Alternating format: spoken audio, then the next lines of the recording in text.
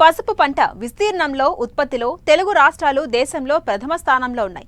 దాదాపు 72,000 హెక్టార్లలో సాగు చేపడుతూ 4.5 లక్షల టన్నుల దిగుబడితో తెలుగు రైతులకు సౌభాగ్యాన్నిస్తోంది. ముఖ్యంగా విశాఖ ఏజెన్సీలో పసుపు ఒక ప్రధాన పంటగా పేర్కొనవచ్చు.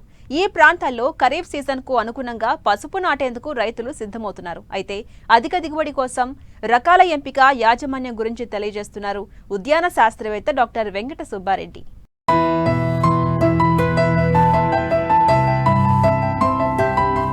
పసుపు దుంపజాతి ఉష్ణమండలపు పంట. తేమతో కూడిన వేడి వాతావరణం పసుపు సాగుకు అనుకూలంగా ఉంటుంది. పసుపు సాగులో మన దేశం ప్రపంచంలోనే మొదటి స్థానంలో ఉండగా దాదాపు 40% సాగు విస్తీర్ణం తెలుగు రాష్ట్రాలలో ఉండడం గర్వకారణం. పసుపును కేవలం వంటల్లోనే కాక వివిధ ఔషధ, సుగంధ పరిశ్రమల్లోనూ కృత్రిమ రంగుల తయారీకి విరివిగా ఉపయోగిస్తున్నారు. మరి ఇంత ప్రాధాన్యత ఉన్న పసుపు సాగులో అధిక దిగుబడులు పొందాలంటే రకాల ఎంపికతో పాటు శాస్త్రీయంగా సాగు చేయాల్సి ఉంటుంది. అయితే విశాఖ ఏజెన్సీ ప్రాంతాల్లో సాగయ్యే పసుపుకు మార్కెట్లో అధిక డిమాండ్ ఉంటుంది. సాధారణంగా ఈ ప్రాంతంలో సంప్రదాయ పసుపు దిగుబడి 2 ఏళ్లకు ఒక్కసారి వస్తుంది. ఎకరాకు 4 నుండి 5 టన్నుల పచ్చి పసుపు దిగుబడి వస్తుంది. ఎండు పసుపు 1200 నుండి 1400 కిలోల వరకు వస్తుంది. దీనినే దృష్టిలో ఉంచుకుని తక్కువ కాలంలో అధిక దిగుబడినిచ్చే రోమా, కస్తూరి, ప్రగతి రకాలను గిరిజన రైతులకు అధికారులు ఇచ్చి సాగు చేయిస్తున్నారు. పసుపును మే నెల 3వ వారం నుంచి జూన్ 2వ వారం వరకు నాటుతూ ఉంటారు. అయితే ఇక్కడి రైతులు సరైన దిగుబడులను పొందలేకపోతున్నారు. అధిక దిగుబడి పొందాలంటే సాగులో చేపట్టాల్సిన మేలైన యాజమాన్యం గురించి రైతులకు తెలియజేస్తున్నారు విశాఖ జిల్లా హరిపురం కృషి విజ్ఞాన కేంద్రం శాస్త్రవేత్త డాక్టర్ వెంకట సుబ్బారెడ్డి. ముఖ్యంగా మనకు పసుపులో వచ్చేసి జనరల్గా మనకు వర్షాధారంగా పండించే పసుపు మన విశాఖపట్నం జిల్లాలో ఎక్కువగా ఉంది. ముఖ్యంగా మన ఏజెన్సీ ఏరియాలో ఎక్కువగా పండిస్తుంటారు. సో తొలకరిలో ప్రధానంగా చేయవలసినటువంటిది ఏంటంటే దుక్కి బాగా దున్నుకోవాల్సి ఉంటుంది.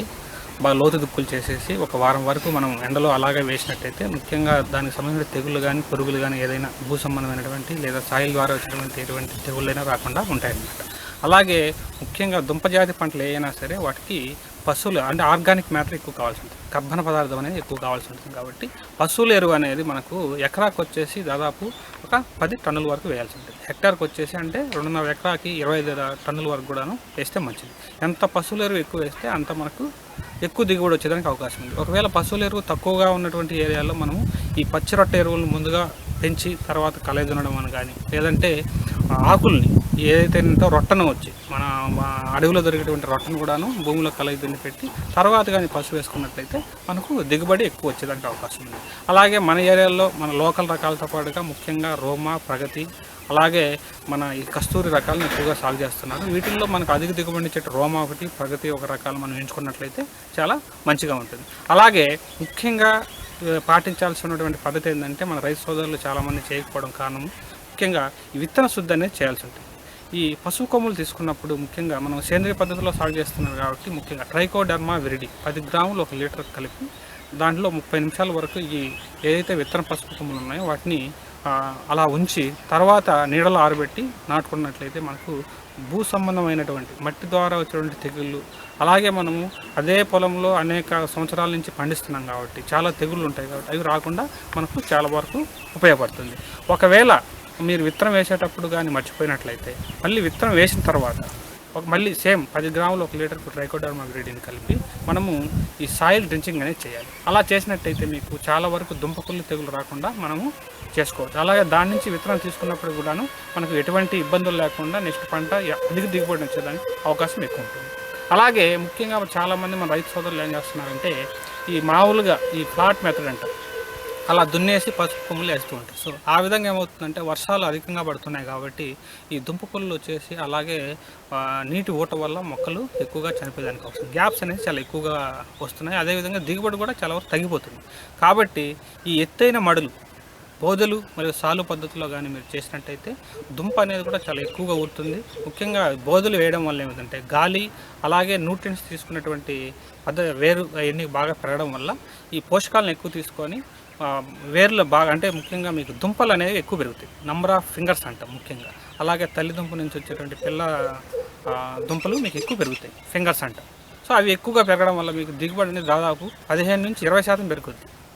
మామూలు పద్ధతిలో కంటే ఇది పద్ధతి. దీనికి మహా అయితే మీకు దాదాపు 2% 3% ఎక్కువ ఖర్చు అయినప్పటికి కానీ మీకు 10% వరకు మీకు దిగుబడి పెరుగుతుంది. కాబట్టి రైతు సోదరులందరూ కూడాను ఈ ఎత్తైన బోధే సాలు పద్ధతుల్లో మీరు సాగు చేసుకున్నట్టయితే మీకు దిగుబడి చాలా బాగా ఎక్కువ వస్తుంది. అలాగే తెగుళ్ళు కూడాను మీకు తగ్గుతాయి ముఖ్యంగా.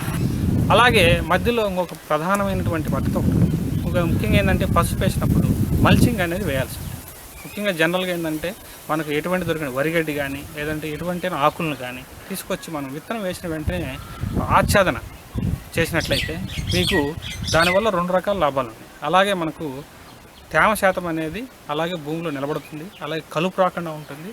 ముఖ్యంగా అలాగే ఇది కుళ్ళి పశువుకి ఎరువుగా ఉపయోగపడుతుంది. సో ఈ 3 రకాల లాభాలు ఉండడం వలన ముఖ్యంగా ఈ మల్చింగ్ లేదా ఆచ్ఛాదన అనే పద్ధతిని మనం తప్పకుండా పాటించాలి. దీనివల్ల కూడాను మీకు దాదాపు 15 నుంచి 20% దిగుబడి పెరిగేదానికి అవకాశం ఉంది. దీనివల్ల ఏంటంటే మీకు కలుపు ఖర్చు తగ్గుతుంది.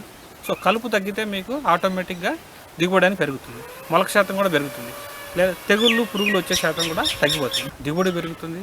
అలాగే మీకు ఈ ఎరువులు ఆల్రెడీ అంటే కుళ్ళిపోయడం వల్ల పోషకాలు కూడా అందుబాటులోకి వస్తాయన్నమాట. సో ఈ విధంగా చేయడం వల్ల ముఖ్యంగా విత్తన శుద్ధి ఒకటి, అంటే మల్చింగ్ చేయడం ఒకటి, ఎత్తైన బోధశాల పద్ధతుల్లో మీరు సాగు చేసుకున్నట్లయితే ఈ 3 పద్ధతులు పాటిస్తే మీకు పసుపులో అధిక దిగుబడి వచ్చేదానికి అవకాశం ఎక్కువ. అధిక వర్షపాతం గల ఏజెన్సీ ప్రాంతాలలో సమతల మడుల పద్ధతి కంటే ఎత్తుమడుల పద్ధతి లేదా బోదెసాళ్ల పద్ధతిలో నాటుకోవడం మంచిదని శాస్త్రవేత్తలు సూచిస్తున్నారు. అయితే ఏజెన్సీలోని రైతులు పసుపులో అంతర పంటగా జొన్న, మొక్కజొన్న వేస్తూ ఉంటారు. ఒక పంటకు వేసిన ఎరువులతో 2 పంటలు తీయడం అనాదిగా వస్తున్న ఆచారం.